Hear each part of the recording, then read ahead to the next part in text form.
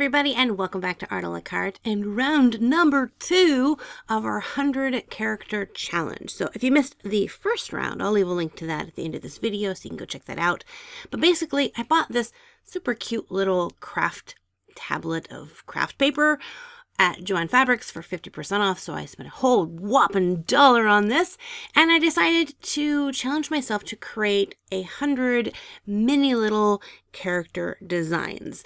And instead of putting them all in one conglomeration of a video, I decided to stretch it out over the next couple of weeks, months, possibly. And that way we can have a little bit more interaction and get your feedback on these. And I decided a fun way to do this would be to create these characters and then list them in a poll at the end of this video. And you get to vote on which character you like the most. And so we did the first vote last week. The poll is still open just for future reference. You guys can go and see, but I've already chosen the winner of that poll, and you'll find out who that is at the end of this video. But yeah, there's a poll for this week as well, and I'll talk a little bit more about that towards the end of this video. But first, let me talk about the first character, and this is PudWom. PudWom is actually a toad. He's not a magical creature.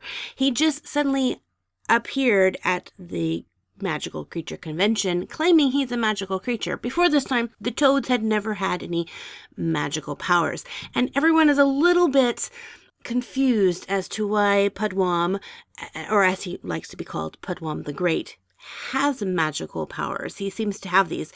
He does have this glowing orb, and everyone's quite curious about that. On a slight side note, the firefly fairies from the same swamp that the magical toads now reside have mysteriously not appeared.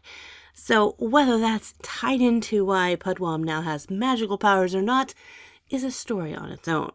Jumping up into the next character is a warrior character. Sheena's tribe of elvish-like fairy creatures are the only tribe to successfully tame fire ants. If you've ever gotten bit by a fire ant, you know that they are not to be messed around with. But yes, they are the fire ant warriors, and not exactly team players, but they're willing to come to this fairy council to discuss, you know, things. I don't know the rest of their story because this is just a character design. I'm not going into deep, in-depth backstory, things like this.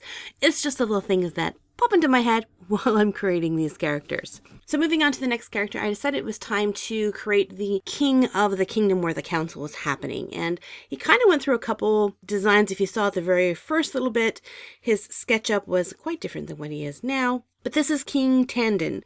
I'm not that great at drawing guys, and that's one of the things that I'm challenging myself in this 100 character design, is to not just focus on the ladies, which is what I love to do, but to try to draw some guys as well. A couple of you guys asked me what tools am I using.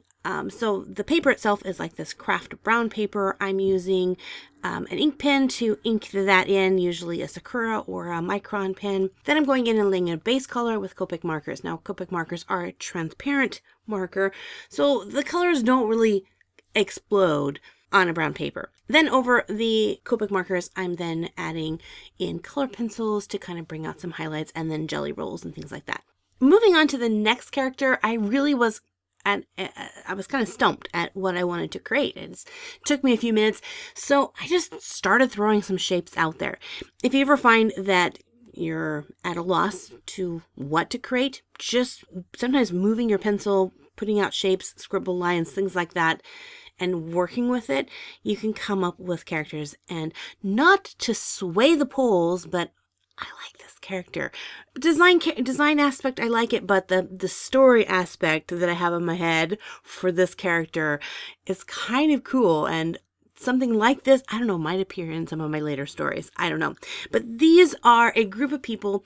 They don't have any individual personalities because they are completely dressed in costumes. Even their faces are masked. They are called the crew. And as far as the fairy courts and elvish courts know them as, they're only like court jesters and entertainers, jugglers, things like that. But I tend to think there is a lot more behind the crew than just mild-mannered entertainers. So the final character that I'm designing today is actually due to the winner of last week's poll. I guess I had turned the record button off when I thought I had turned it on, so I didn't get any of the footage I needed for his actual creation. The winner of last week's challenge was the beloved wizard Molyn the Grey, as you guys have named him. It was a really close race between him and Nettie, but he pulled ahead slightly with his wizardly charms. So I've decided that the reward for the round winner is to create a companion pet for them. Some little creature that either is a companion to them or a service animal, whether it's like a dragon or dragonfly, because I guess these guys are really small. So Molyn's pet is this very cute yet serviceable snail, and Molyn uses his snail to store all of his scrolls inside the shell. It follows him around, has a little light on the back so that Molyn can read in the library. It's very, very handy, only rather slow. So this little guy's name is Moncar, so we have Molyn and Moncar. I've also decided to include the pets into the voting at the end of each video, just because they are a character design. So it is time once again to vote. This time I'm having 5. I thought you could have up to 10 votes in the polls, but it turns out you can only have 5. So I'm going to be doing 5 entries each week. So you have your choice between PudWom, Sheana, King Tanden, the crew, or Moncar. Everyone should be able to find a little icon at the very top rightish corner. It's a little letter I in a circle. If you're on mobile device, just tap the screen and you should see the icons up there, and it'll lead you to a poll so you can vote and see who wins for next week. It's fun to hear your guys' thoughts and ideas on the background stories for all of these characters. So make sure to head down to the comment sections below this video to read some of the amazing comments. Again, if you missed last week's video, I'll leave a link right here. You can check that out. Well, until next time, thanks for hanging out with me. God bless you guys, and we'll see you in another art video. Bye-bye!